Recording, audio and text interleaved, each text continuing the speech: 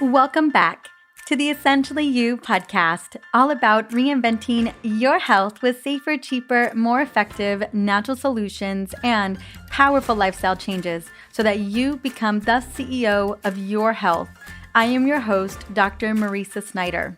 Did you know that people touch their faces 23 plus times an hour, and some of us touch our face even more than that? And 44% of the time when we make contact with our face, we actually touch our mucous membranes. These are our eyes, nose, and mouth. And guess where the COVID-19 coronavirus likes to hang out and bind to? It's our mucous membranes. Given the high number of times we touch our face every hour, the best defense against environmental threats is to wash your hands consistently for 20 to 30 seconds and to make sure that you are boosting your immune system. So today, I'm going to be sharing my top 10 ways to quickly and immediately boost your immune system to be prepared for any viral and environmental threats. Also, I've created a great blog resource that has my best immunity boosting resources in the show notes for episode 175. So make sure that you click the link in the show notes to have this resource handy for you, your family, and those that matter most to you. I know that you are getting informed right now here with me, but there are a lot of people out there who are completely out of the loop. So please share this episode and the resources I've created with people in your community and those that you want to look out for. For me, that means my entire community. And that is why I'm writing and recording this on a Sunday, and I will be sharing it far and wide. The more that we can inform our communities, the better off we all are. And it is my full intention to keep you and your family healthy and safe. Also, I interviewed Dr. Elisa Song, a pediatric medical doctor who has extensively researched the coronavirus from the beginning. And her interview is currently up on the Essentially You podcast. I highly recommend you go and listen into that episode, especially if you missed it after this episode. That episode was episode 172. All right, let's get in it. The big question that many families have been wondering is, as events, sports, and schools are closing down everywhere, and food and toilet paper and everything else under the sun is selling out of stores, how much precaution should we take, and is there cause for a lot of fear and concern? Now, I completely understand why many of us are feeling a bit fearful of this brand new virus, and due to the request to create an episode on it, I want to provide you with immediate recommendations to boost your immune system. Now, I know that this topic is a little off course from my focus on women's hormone health, but I have a feeling that you're looking for answers and that sometimes the news isn't the best place to feel reassured when we want to look out for ourselves and our family. With that said, here are some key facts that I want to quickly share with you. We still don't know how dangerous or contagious this new coronavirus is, and we won't know until more testing comes in and data is available. But what we do know is that it spreads person to person, and it appears to be fairly contagious. That's why we are all being urged to socially isolate to reduce the spread. I want to recommend avoiding crowded events and places, reschedule travel if you can. Alex and I have rescheduled our entire European trip and all of the trips that we had all the way up until the end of June. Luckily, most of our trips have been completely refunded, so if you are considering canceling trips right now, most likely airlines and hotels are being a lot more understanding and giving refunds. So something to definitely look into and find out if that's possible for you. So what are the symptoms for COVID-19? It's important to remember that the majority of infected people appear to have very mild infections with mild cold-like symptoms and fever, and many who don't have any symptoms at all. There are case reports of asymptomatic carriers in various countries, including the United States. However, most people who contract COVID-19 do seem to develop symptoms of some sort. These reported symptoms include fever, which may or may not be present in everybody, uncomplicated upper respiratory symptoms like cough, sore throat, nasal congestion, malaise, headache, and muscle aches, difficulty breathing, mild pneumonia, severe pneumonia, acute respiratory infection, acute respiratory distress syndrome, sepsis and septic shock, and potentially even death. Now, death is, of course, what we are all worried about, so let's look a little more closely at what's going on here. What is interesting to note is that children seem less vulnerable to infection and appear to have much milder symptoms than adults. There have been cases of children and adults carrying the virus and not having any symptoms at all. Based on the current information made available by the Centers of Disease Control and Prevention, older people and younger adults with serious medical conditions such as heart disease, diabetes, and lung disease have a greater risk of becoming severely ill if they are infected with the coronavirus. Although I'm going to provide you with tips to boost your immune system now, the best way to prevent the COVID-19 is to avoid exposure. I'm talking about avoidance, avoidance, avoidance. It's highly recommended to socially isolate right now and not travel unless you absolutely need to. In the US, we are on a trajectory to double COVID-19 cases every 2 to 5 days. At this pace, patients with serious illnesses require ICU beds will quickly outnumber availability, placing us all in the same heart-wrenching situation as Italy and China have been facing, and that is choosing which patients receive life-saving support based on the likelihood to survive. Now, I'm not telling you to instill any fear. I'm telling you this because we as parents, aunts, community leaders have the power to slow down the trajectory and flatten the curve of people getting the coronavirus. Knowledge is power in this case, and it's important to allow our hospitals an opportunity to stay ahead of this virus and to take care of people who need it most now. So why contribute to spreading the virus and overloading the hospitals? This is why the CDC has recommended avoiding trips to China, Europe, South Korea, Japan, Iran, and have heightened travel warnings in a lot of areas, including here in the United States. Health officials have also advised taking steps that can prevent the spread of respiratory viruses. Again, as I mentioned, wash your hands often with soap and water, scrub for at least 20 seconds, use an alcohol-based sanitizer when soap is not an option, although soap and washing your hands is the number one way to kill the virus or to get it off your hands. Avoid touching your eyes, nose, and mouth with unwashed hands, and steer clear of sick people. Man, if someone is coughing, I tell you to run. I'm just kidding. Just be mindful and steer clear of sick people. And I know I'm repeating this again, but stay home if you suspect you're sick and clean and disinfect frequently high-touched areas, objects, and surfaces. With that said, here are my top 10 ways to immediately boost your immunity and stay healthy. Number 1, avoid processed and added sugar. Eating sugar makes you more susceptible to getting sick for up to 5 hours after eating it. So just say no to sugar right now, read your labels, and if there's more than 5 grams of sugar, pass on it. The liver and your immune cells will thank you for it over time. Number 2, eat nutrient-dense foods. I'm talking about all the colors of the rainbow, tons of phytonutrients, berries, frozen fruits and vegetables, get in where you fit in. Also, drinking homemade bone broth or store-bought bone broth is great.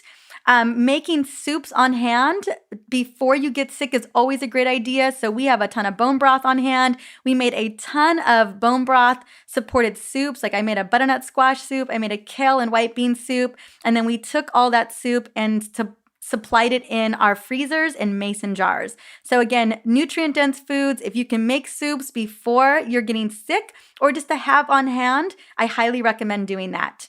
Next, eat immunity-boosting foods. So load up on fresh herbs or even dried herbs like rosemary, thyme, cilantro, oregano, basil, marjoram. These are all with high immunity-boosting properties.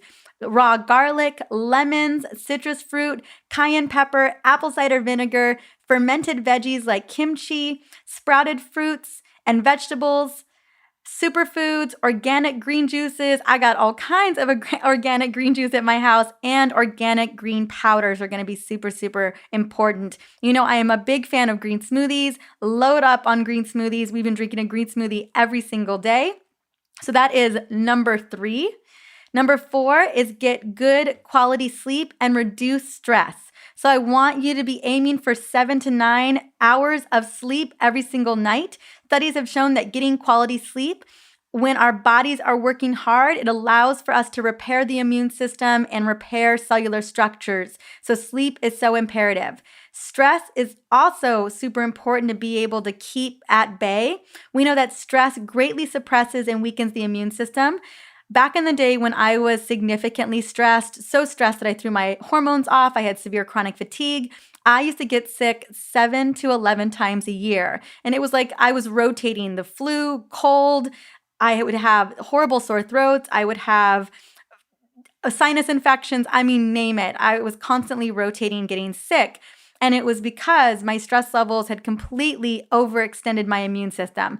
So remember, it's super important to lessen the stress, lessen the worry, lessen the panic, and use your oils. Make sure that you're doing breath work, meditate, whatever feels good for you. Take a walk outside in nature so that you are lessening those stress levels. One of the things I love to do is soak in Epsom salt bath salts, not only to boost magnesium levels, but also it just reduces muscle tension and it just literally soaks stress away.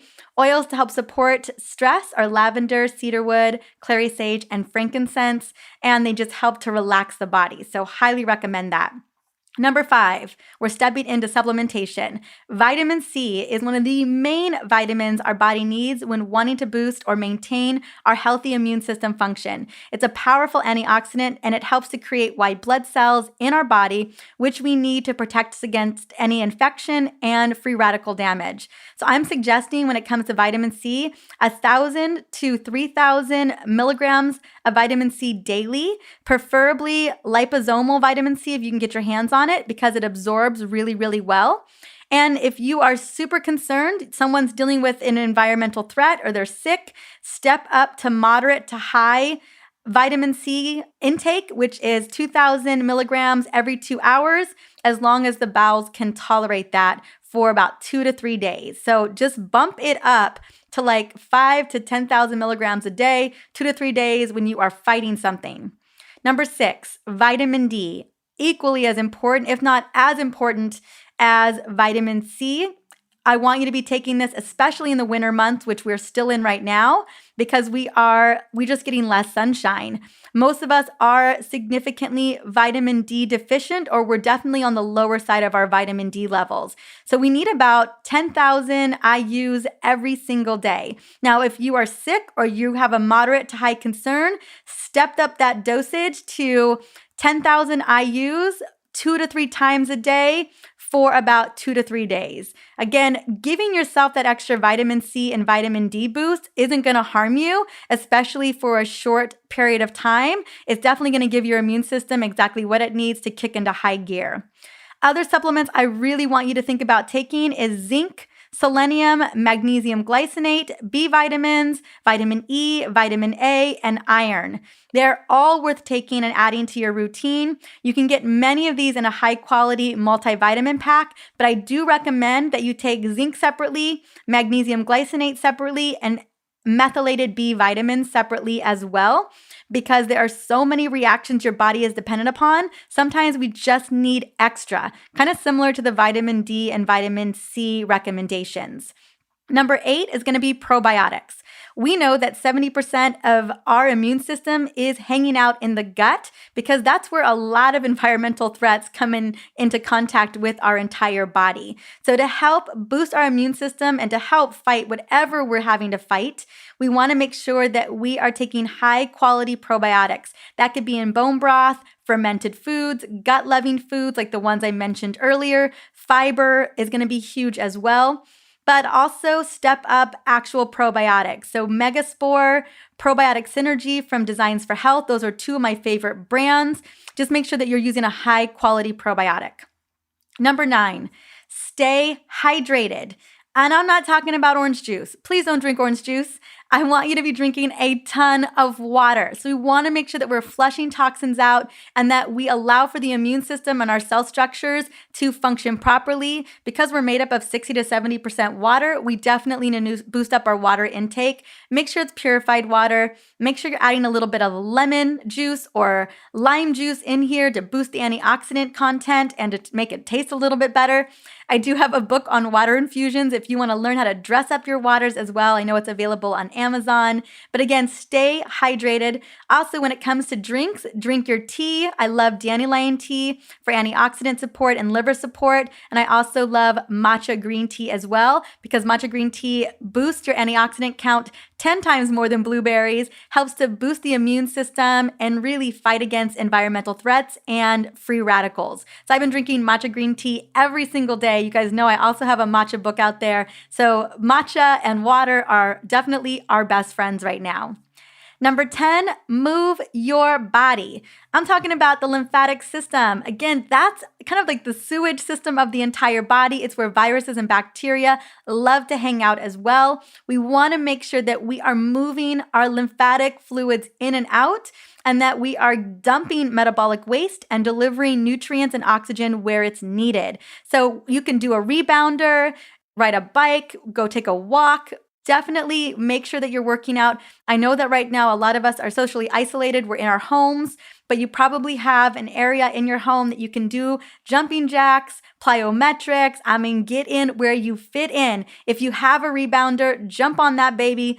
Just make sure that you are moving your body. Another thing that you can do for lymphatics as well is dry brushing. So if you've got a dry brush, just be dry brushing in circular motions, moving from lower extremities to the core, like to your belly button, because that's where we are dumping toxins. So moving your body is going to be number 10. So there you have it. I'm not trying to keep this super long today. I want to make sure that you've got the top 10 ways to immediately boost your immune system and keep your body healthy during this time. And honestly, any single time. The information that I'm sharing with you today is great all of the time. I don't know about you, but I want to keep my immune system happy and healthy every single day of the year. I will tell you, I went from getting sick 7 to 11 times a year to I get sick maybe once every 3 years. And I cannot tell you what a difference that makes. Nobody wants to get sick. I know you don't want to get sick. I know you don't want to get your loved ones sick. It's these types of tips and recommendations and lifestyle changes that if we are consistent with on a consistent basis, oh my goodness, we reduce inflammation, we support our cells, we heal our gut, we help to support our liver, we help to support our brain function and our cardiovascular function. And to me, those are such important pieces for us living a very highly productive, highly happy, amazing longevity and vitality driven life. So those are the recommendations I'm giving you, not just for today, but for every day. So I hope you definitely begin to integrate these and this becomes your new normal. And as I mentioned earlier in this episode, I have a great blog with my best immunity boosting resources in the show notes for this episode 175. Plus, I'm going to be linking to my best book for do-it-yourself recipes for boosting your immunity and keeping your family healthy. It's my Smart Mom's Guide to Essential Oils.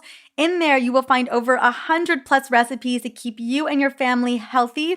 What I love so much about this book is the ingredients can be pretty much found all over the house. I know a lot of things are sold out, and now we kind of got to get creative and start making things at home. This book is the perfect resource to make it happen. It's on Amazon. I believe it's under $11. We'll have the link in the show notes as well. So you have this as a little great resource for you and your family.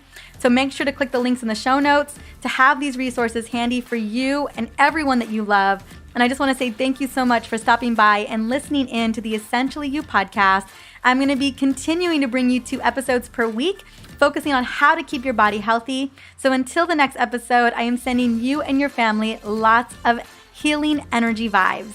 See you soon. Bye.